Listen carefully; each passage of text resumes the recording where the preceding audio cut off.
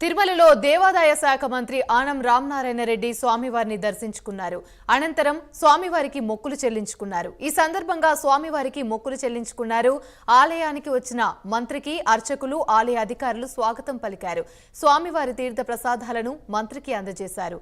ఈ సందర్భంగా CM, deputy CM, సహచర మంత్రులతో పాటు ప్రజలంతా సుభిక్షంగా ఉండాలని కోరుకున్నానని మంత్రి ఆనం తెలిపారు. టీటీడీలో జరిగిన అవినీతితో పాటు అన్నింటిపైన విజిలెన్స్ విచారణ జరగబోతుందని, నివేదిక ఆధారంగా నిందితులకు శిక్ష పడేలా చూస్తామని అన్నారు.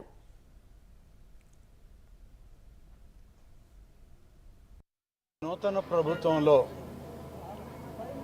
దేవాదాయ శాఖ మంత్రిగా ప్రమాణ స్వీకారం చేసిన తర్వాత దేవదేవుడైనటువంటి తిరుమల శ్రీ వెంకటేశ్వర స్వామి యొక్క ఆశీస్సులు తీసుకోవాలని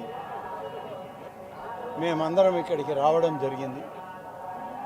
స్వామివారి ఆశీస్సులు రాష్ట్ర ప్రభుత్వానికి, రాష్ట్ర ముఖ్యమంత్రి గారైన శ్రీ చంద్రబాబు నాయుడు గారికి, ఉప ముఖ్యమంత్రి గారైనటువంటి పవన్ కళ్యాణ్ గారికి, మంత్రివర్గ సహచరులకు మంచి సుపరిపాలన అందించడం ద్వారా ఈ రాష్ట్ర ప్రజానీకానికి మేలు కలగాలి, ప్రజలందరినీ ఆశీర్వదించమని, సుఖ సంతోషాలతో, సౌభాగ్యాలతో ఈ రాష్ట్రం తొలతూగే విధంగా మా పరిపాలన ముందుకు సాగించమని భగవంతుని శ్రీ వెంకటేశ్వర స్వామిని కోరుకోవడం జరిగింది.